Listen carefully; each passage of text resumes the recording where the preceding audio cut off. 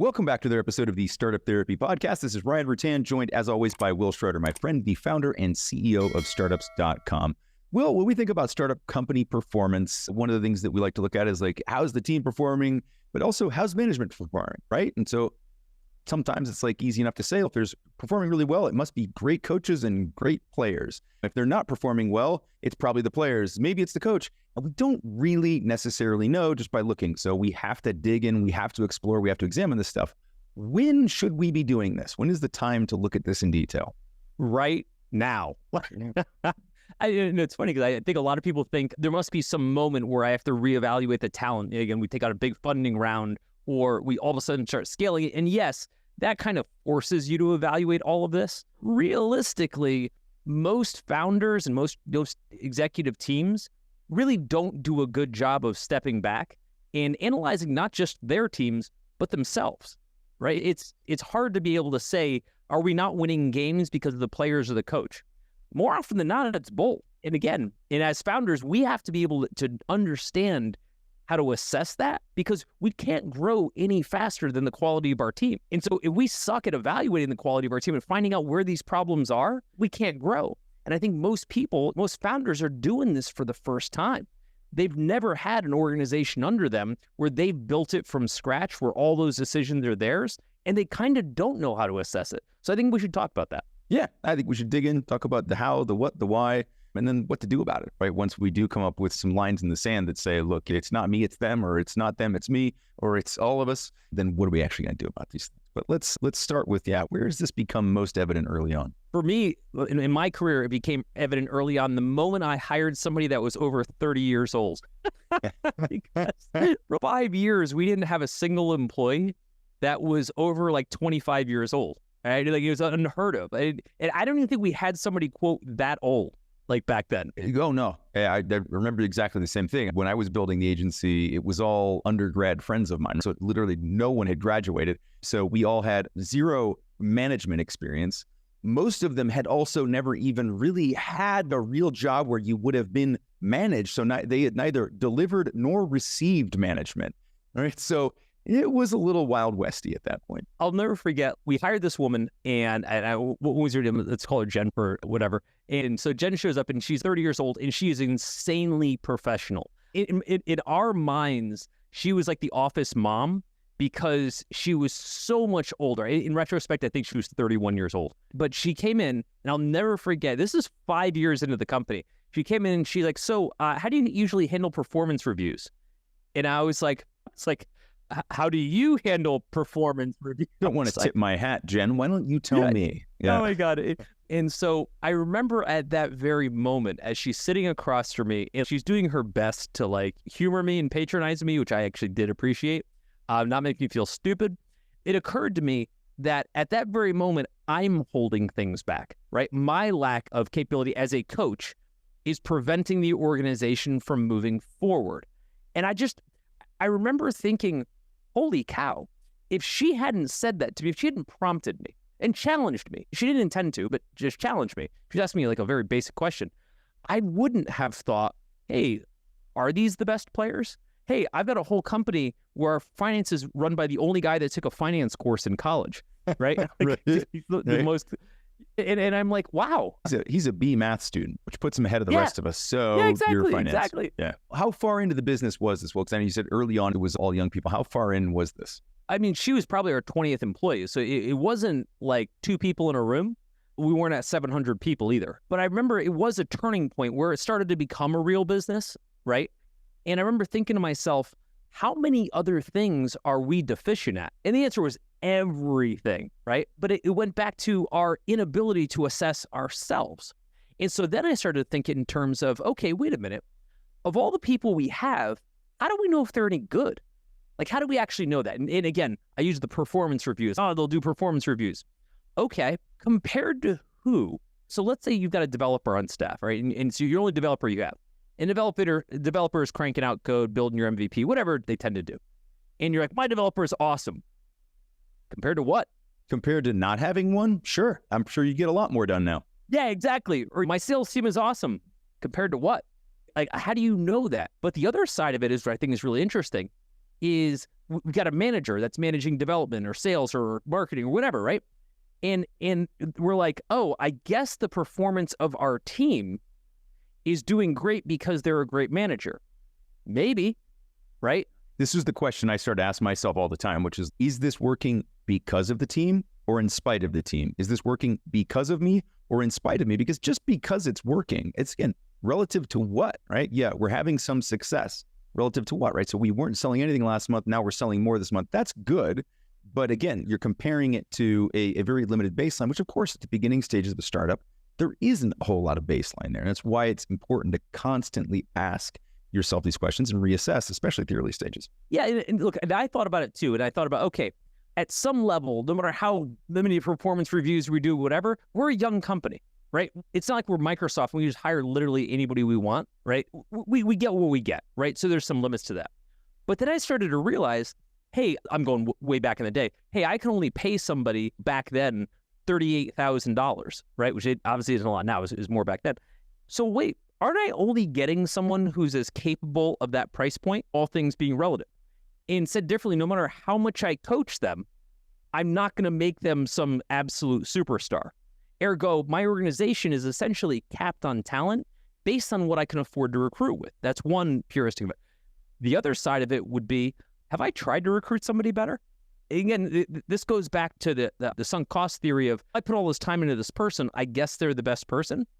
And we had this happen, I'll never forget this, in the agency as it started to scale. And we went from thousands of dollars to millions of dollars to tens of millions of dollars to hundreds of millions of dollars of revenue coming through the company.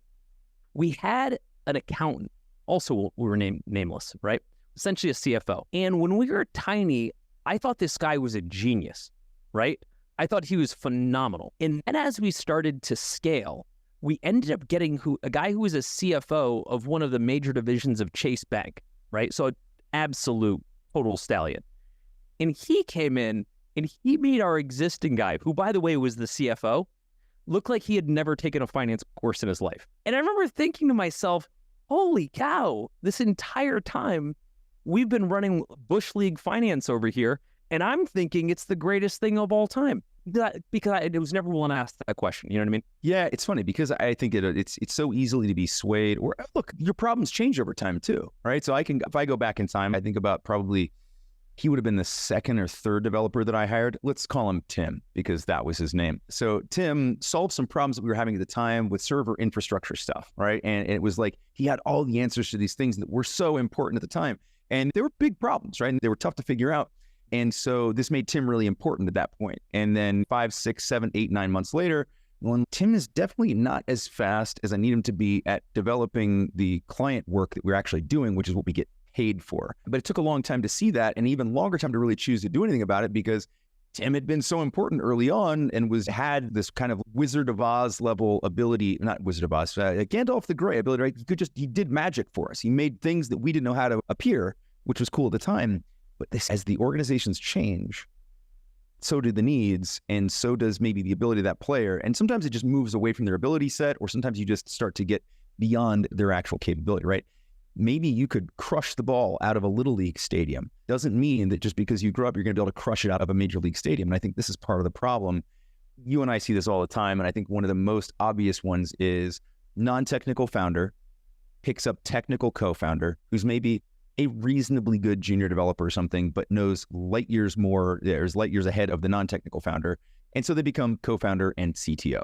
Yeah, at some point though, we got this idea that we can turn water into wine, right? Like that developer you're talking about, I've hired so many of those developers, so I know this. And they mean well, they're not knocking. We all hit a threshold. Tim was a great guy. Yeah, I've hit thresholds in my career where I wasn't the right person to take this any further, right? Sometimes we recognize it, sometimes we don't. A little bit different when you're among the founders like us because we're not worrying about our job in the prospect, right? Tim's got to worry about his job, which I respect. But that said, as managers, as coaches, if you will, kind of sticking with that, we do have to understand that no matter how much we coach somebody, it's not going to make them a better athlete. And I think early in our careers, because we haven't seen this through yet, we have this kind of optimistic idea, like this, anybody can improve, anybody can be better. Sort of. Anybody can be a little bit better, but at which point they have to be geometrically better they're probably just not that athlete. There's lots of people that make it to the NFL. I mean, really small in the grand scheme of things. But even then, only a very small percentage that actually play in the NFL and stay in the NFL, right? And just that same concept of there are very few people that have that next gear. That next gear is what you tend to see actually out of founders, like the Collison brothers who are running Stripe right now. So be able to go from startup all the way to a true C-level position at their age, at that level, is extraordinary. It usually only even get that opportunity because you're the founder. It's not like they interviewed for the job and they got it. Yeah, because on paper, they would have gone, yeah, no. Not in a million years, right? And again, some people can pull it off. And again, it's usually the founder because you get grandfathered into the job. But my point is, for the rest of the staff, and I'm including management in this case, right? I'm including management. People cap out. Let me give you an example. Let's say you and I are doing a startup, and we get to, like we were talking about with my previous company, we get to 20 people, right? And we've got a couple managers that grew up through the process over time, right? And again, like the founder, they got grandfathered into the job, right? Over time, their ability to be a good manager may not develop, right? In other words, let's say they're technical. This happens all the time. Technical people get forced into management all the time. And no one ever says to them, are you a good manager? Here's what they say. You're the most senior technical person, and therefore you're the manager, right? It's the Peter principle. You get promoted to your highest level of, or what is it? Your highest level of inefficiency, right? You keep getting moved up until you hit the point where you're no longer good at your job, and then you stall out there. Yep. And developers are notorious for this because there's a correlation between management and senior technical ability. And so they always tend to get shoehorned into this job. Now, that said, it's also historically how we drive at a corporate level progression in your career. Progression means more people under you, which I can't stand that theory. That's a different podcast.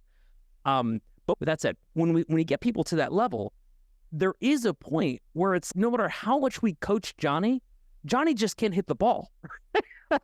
It's not a coach problem. Conversely, there's also a side of it where with the quality of the players, if we have a subpar coach, right? Sticking with this analogy where the coach was a great little league coach, right? But as you move that coach up to the major leagues, he's just not qualified to coach at that level, right? The organization gets bigger. Here's what I would say. I think we need to talk about the difference between a great coach and a bad coach.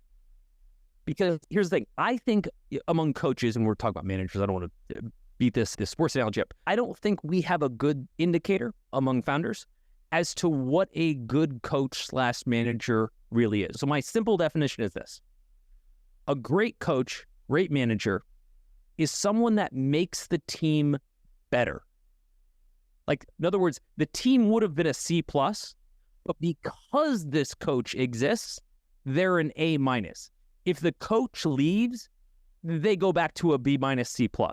They actually can't function at their level without that coach.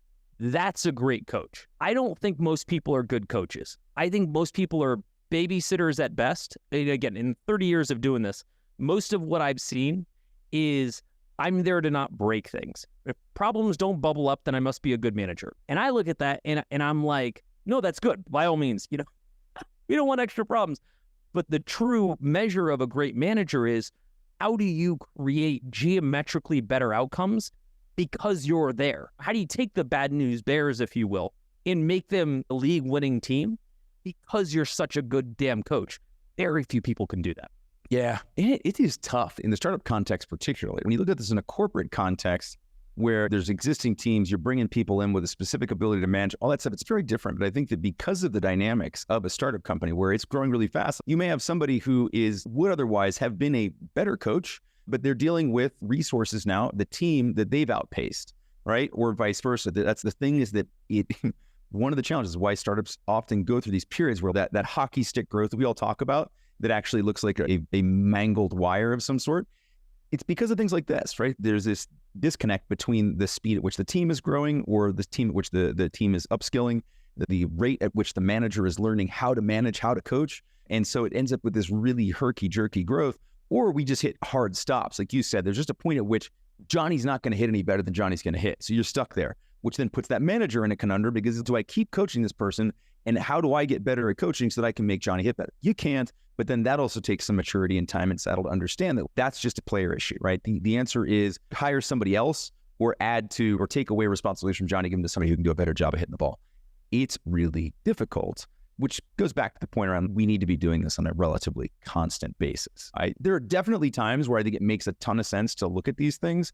I go back in our history, Will, and if we think about what it looked like to coach our teams when we were 8 people in a room, and we were 15 people in a room, and then we were 40 people in the room, and then there were 400 of us.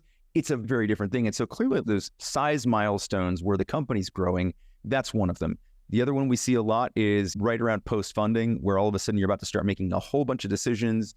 And just by virtue of spending a bunch of money, there's going to be a lot more to keep track of and manage. Not necessarily just people, but processes, softwares, tools, partners, all this other stuff. And this is a real stress test on the teams, but I would say that the post-funding probably more so where we're in the coaching roles, whether that's the founder, co-founder, C-level management, or even the middle managers, if there are any at that point, becomes a real burden for them. You know, something that's really funny about everything we talk about here is that none of it is new. Everything you're dealing with right now has been done 1,000 times before you, which means the answer already exists, you may just not know it, but that's okay. That's kind of what we're here to do. We talk about this stuff on the show, but we actually solve these problems all day long at groups.startups.com. So if any of this sounds familiar, stop guessing about what to do. Let us just give you the answers to the test and be done with it. You know, I think if you were to say to those coaches, to those managers, hey, are you a good manager? Most people will say, I think so, yes. And the answer is by what measure? By what measure? Here's the benchmark that I always use in the back of my head. If a manager has C-level players, however you would grade those, the manager makes them B-level players. They can drive them, they can find new people, they can recruit new people, they can pull out people that aren't performing, etc. But their whole thing is, I make people better. If you were to say, are you a good manager? And the person says, absolutely yes. Who have you made better? Who was just okay, but you were the difference maker and crushed it? And they'll say, I hired Jen, and Jen was pretty good, and I gave her some additional responsibility, and she performed. Next question would be, did she perform because of Jen or because of you? Yeah, was it because of you or in spite of you? Just giving her more work, you didn't do shit. You just gave her more work, right? Hey, I gave her more responsibility. Congrats, you gave her more of your work, right? But what did you do? How were you the Yoda to her Luke that made her the Jedi? Because if you were just there, if you were just like, hey, show up in Dagobah and figure it out. She carried me on her back for the last 4 years at the company, right? I've barely done a damn thing. Clearly, I'm an amazing coach.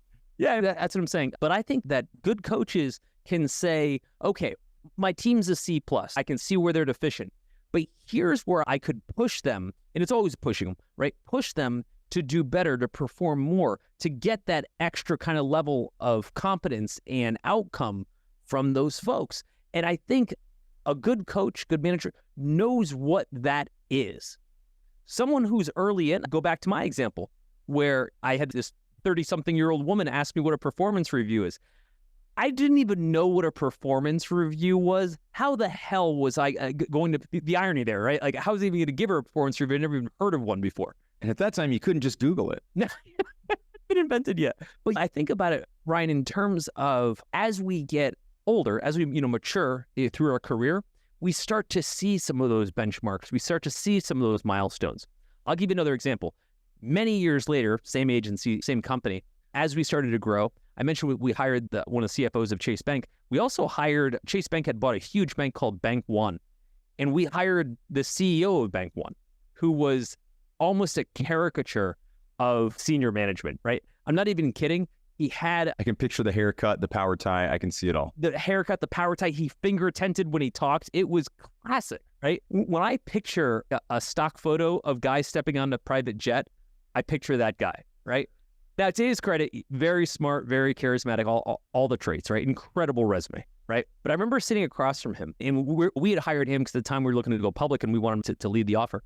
And I realized his body of experience and my body of experience were so incredibly far apart, right? Like, he had forgotten more than I'd ever known about managing people. right? He just took a huge step back. He had 50,000 people reporting to him at his last job, and here he had 700, right? Like he's slumming it. But my point is, it was once again where I was like, holy shit, am I out of my league? Right. So like I thought I was a CEO. Nope, that guy's a CEO. Yes. Right? It's relative to what, right? Like I'm a great CEO because I'm doing a good job with my company. Cool. Are you Mark Randolph? Probably not. I look at it and I'm like, okay, it's very difficult for us in the formative stages of a company, but even as we scale, to self-identify, to be able to say, hey, is the organization, are we a bunch of C players and we don't even know it? Yeah. The founder's job is to be able to step outside of that and say, okay, I'm going to forget everything that I've got here right now, all current status aside, and I'm going to say, I need a better organization. I got to have a better organization. I can't scale. I can't build something better if I don't have a better organization. Guess what? It starts with better managers. There's no version where you're going to hire great people, using back to our letter grades. You're not going to hire A talent and give them C+ managers. And depending on who's responsible for the hiring, right? So this is an issue that I ran into at some point. When I stopped doing all the direct hiring myself, the quality changed, right? Their ability to assess exactly what we needed, because they were looking at at their level, right? They were looking at it from there. I have to look at it from a holistic level and say, what's the company culture fit? How's this going to interface here? And like, how do we look at this in a broader sense, where they were typically trying to solve the problem of the day? I'm thinking, what does 3, 6, 9, 12 months down the road look like? And I think that draws another important distinction here, which is there's lots of ways coaches can get involved, right? Lots of ways managers get involved. But the two that I think that I'm always trying to assess is two things. One, what's my ability to help an individual, right? What is my ability to coach the individual and improve what they're doing, right? Like skills training type stuff, right? And then what's my ability to orchestrate that across the teams such that I'm conducting and making everyone do a better job together. And I think this is where we get into like super rarefied space, where you find people who are good at both of those things, and where you can both help somebody to become a better player and be the type of coach who can really do a great job of making sure that the lineups you're putting out, to stick with the sports analogy here, are going to optimize the performance across the organization. And I think this is really tough to solve for. And I think, again, this is where people's own self-perception ability is really problematic for us, right? As you're talking about, as you're hiring more people, you're doing all this stuff, you got to think about who's doing this as well, right? And what is their qualification to do that? Because it turns out that C+, B- managers tend not to hire A talent, because a lot of times they don't recognize it, or the A talent doesn't want to work for C- manager. Yeah, I've seen a couple instances where people stumbled into that job. But the general axiom is that A talent hires A talent, B talent hires C talent, and C talent hires D talent. And there's a reason you're at those thresholds to begin with. And usually the reason you're B talent or C talent is because you're not A talent where you're looking for that level. And I've generally seen that play out, and it doesn't surprise me. What threw me was I was like, oh, damn, dude, I am the C talent right now relative to my experience in the organization. And it was something as simple as that woman saying to me, do you understand a performance review? Or I just had this out-of-body experience. And I was like, I'm the problem, right? And it was a minor thing relative to where... You hear that high-pitched noise as your adrenaline spikes, right? You're just like, oh no, I'm caught out in the open. Let's talk about how you solve this, right? Because at this point, folks that are listening are like, oh, damn, okay, now what? Now I'm questioning everything. Here's what I did back then. It just came to mind, but it really worked. I said, okay, reset all the chains, right? Restart everything. Everyone has 0 letter grade. Let's figure out, first off, what we're even grading them by. If we're like, Allison in accounting is clearly an A- compared to whom? I worked with one other person at a company. Cool. Okay, that's wrong benchmark, right? And part of the way I looked at that was, if we had all the money in the world, would we hire her? Obviously not. That's a straw man argument, right? But who would we hire? And there is a threshold at which point you don't need somebody better than that, right? And so what was hard for me initially was just saying we have to hit reset. All the expectations, again, we have to reset. It's cool that these folks were with us for a long time and did all these great things, but we are where we are now. And is this really the best team? And I had some good answers and some bad answers. And again, I'll go back to what I said earlier. At the time, my first line of assessment was, I'm the problem. And that wound up being really cathartic because it got me out of my own shell. It got me hiring better people. It got me really trying to like find those A and B players to make up for the fact that I was a C-level management by way of the fact that I was like 22 years old. Yeah, for sure. Now, it's interesting too, as a startup company, and oftentimes founders are very new. On occasion, you get the person like they were an absolute rock star in the industry, they spun out and they decided to go do their own thing, but that's ones of people out of thousands of people. The vastly more common case is you decide to start something, you have very little management experience, you have no experience running an entire company like this, and you certainly don't have any experience running exactly this company because no one does. It's brand new. And so you really struggle to have those benchmarks and baselines. You're like using your own performance. So if you've got 3 months worth of performance data, not a whole lot to go in there. So one of the things that really worked well for me was to go out and ask other people who were as similar in size, shape, whatever, maybe a little ahead of where I was, and talking to them like, okay, so when you're thinking about your top performing developers, what are the questions you're asking yourselves, or how are you gauging that? And then just asking like really qualitative more so than quantitative questions. What are the things that they do that set them apart from your B players, from your C players, from your D players? And there were always really interesting answers, right? And they weren't always things that I could necessarily then go and sort out within my own teams, but it started to give me different ways of thinking about things and asking the same things, like what is it that really frustrates you within your teams? What is it that where like you look at it, you go, I feel like this isn't enough performance, but I don't have any way of saying they should be doing more, they should be doing less. And so just asking, where do you see and how do you assess these kind of failures or shortfalls? And in a lot of cases, they'd tick off a list and I'd be like, yep, check. And they'd drop another. I'm like, oh my God, I hadn't even thought about that. So here's a whole new vector for assessment. And so I think that we talk about the fact that comparing yourself to other startups can be really dangerous if you're just looking at like the Instagram version of it. But I think when you talk to their founder or another manager in the same role that you're in, and you can talk to them about what that performance assessment looks like, not the percentage levels, right? Not a quantitative analysis. But at a qualitative level, it gives you what you need to start to dig in and do your own analysis, apart from having a bunch of years of experience and data that you can lean on. In one of our founder groups pretty recently, we had one of the members talk about her dev team. And she was saying like at what rate the dev team was performing and shipping and things like that. And it was interesting because a bunch of the other founders in the room were like, that's slow as hell. And she was like, what do you mean? Yeah, if my dev team was shipping at that rate, I would fire all of them. And you could tell, it seemed deer in headlights. She was like, are you serious? Yeah, that shouldn't be. But to your point, it's hard to benchmark your own stuff. If you're your only point of reference, you start talking to other people. And that's what I started doing. The way I was able to do it, it wasn't intentional. It just happened to happen, is we were growing so fast that just so many new voices just showed up. And they would show up with a body of experience that was much greater than ours, which in retrospect wouldn't take much. And they were like, hey, is this really the way you guys are doing things? To know performance reviews? And we'd be like, yeah. But because we're able to start leveling up, and then I started to get really excited about leveling up people, like where recruiting became something that really mattered a lot to me. Yeah. I would start going after people that I had no business talking to and getting them, right? Which I thought was really interesting. And every time they would come on, it would almost be like a class of people, right? You know, there was like a graduating class of the next people.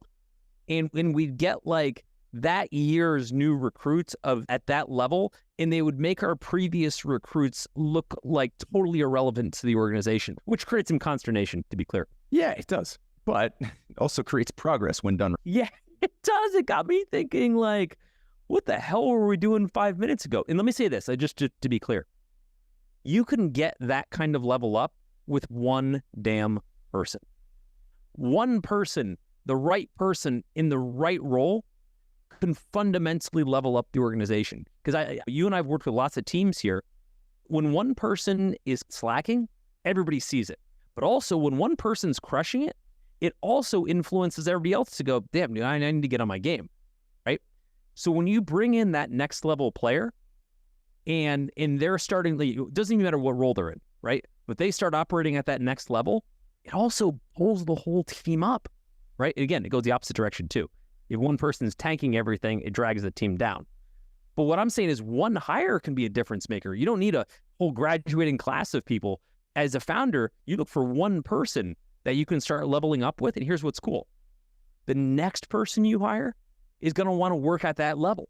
it does pull up. And we've seen this in our own evolution. Yeah, for sure. I think to your point, when you realize that you can start to do that, then I think it becomes incentive. Because at the beginning, you have no idea, right? You're just like, I have no one doing development, right? So I'm going from 0 to 1, right? Literally any developer is better than no developer if we need to ship code. Right now, there's a whole philosophical argument in there about building your own stuff. Forget about that for now. That's 0 to 1. And then when we want to move beyond that, it's like we look at these little level ups. I remember at some point thinking they were like minor upgrades. It's like you go from your parents' house to your crap college or your dorm, your crap college apartment, your slightly nicer college apartment, your first job apartment, your first house, right? And there's like this kind of sequential leveling up. At some point I was like, why am I sequentially leveling up? Why am I doing this stepwise as opposed to saying, I now understand the ROI on the better hire? How can I aim as high up the food chain as possible without overshooting the mark, of course, from a cost standpoint? Or do we really need, I don't need the CEO of Microsoft to run my web design development agency with 20 people on it. So there are limits within this. But I started thinking in a way that was like, what's the furthest that I can see where I believe that will actually be the right person?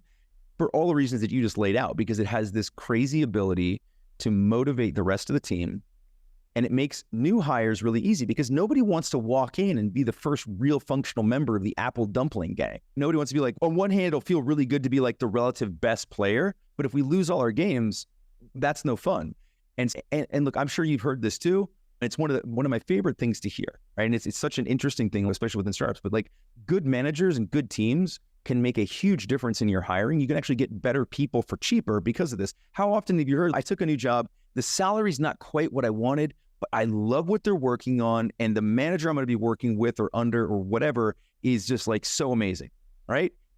This tells you everything you need to know about why the coach and why the other players are super important to attracting new talent as you move forward. I agree. And I think for most of us, when we're trying to think about how to get those level ups or how to do those assessments, like I said earlier, it just starts with recognizing that you got to reset everything, right? Like we said earlier. The second part is start to say, okay, based on who I have now, how am I benchmarking everybody? How am I benchmarking everybody? Is Johnny good because Johnny, again, doesn't create a lot of complaints? Or is Johnny good because he actually makes the entire team better? Do I benchmark that? Hold on for 1 second, because I want to address something within benchmarking. This is something I see in startups all the time. They're going to hear part of this. They're going to say, okay, I'm going to start evaluating. We'll get to a point where we have a benchmark, and then we'll keep evaluating. Evaluate your benchmarks too, and continuously move them, right? Because this is something, it drives me insane when you start to say, we picked a benchmark, and we've used the same benchmark to gauge performance for 5 years. Didn't you also tell me you wanted your company to grow or change or become better? Then how the hell is the same benchmark going to get you there? All right, diatribe over, but I had to get that out. But my favorite part about that, just to build on that for a second, is when we take what we assume is an expert's benchmark, right? Developers get away with this all the time because, like you said, they have a black art that nobody else understands. So if they say, hey, it's going to take longer, nobody friggin' knows. So they just assume that's the case.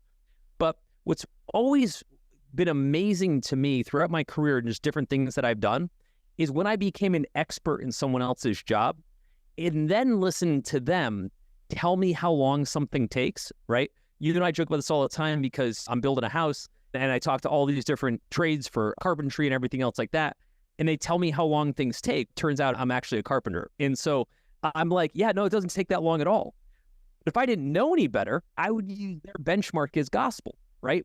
Turns out their benchmark sucks. How long it takes them to do something is hilariously bad, right? We talked about this in a previous episode, right? Like when we're talking about, is it taking you a long time because you're not good at it? Yeah. Does it really take that long? It takes you that long, but should it? It takes somebody that's not good at their job. It'd be like somebody saying, going back to the sports analogy, you talk to your star player, like, yeah, star players score about 4 points a game. Are you sure? I'm sure in basketball, people score a few more. Yeah. What sport are we playing? Because that may, if you're playing hockey or soccer, that's a star player. If you're playing basketball, less. Yeah, that's okay. So here's what I would say. So what I think for most founders, for the teams, et cetera, the hardest thing is just doing that initial reset, like we've been talking about. Just admitting to yourself that we may be the C+ team, but as founders, we don't get to just lay on that and say, oh, I guess I'm a C+ team.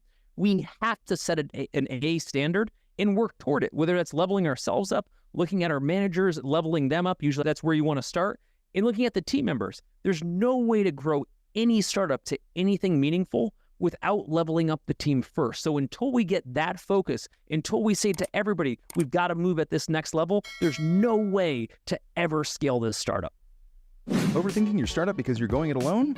You don't have to, and honestly, you shouldn't, because instead, you can learn directly from peers who've been in your shoes. Connect with bootstrapped founders and the advisors helping them win in the Startups.com community. Check out the Startups.com community at www.startups.com to see if it's for you. Could be just the thing you need. I hope to see you inside.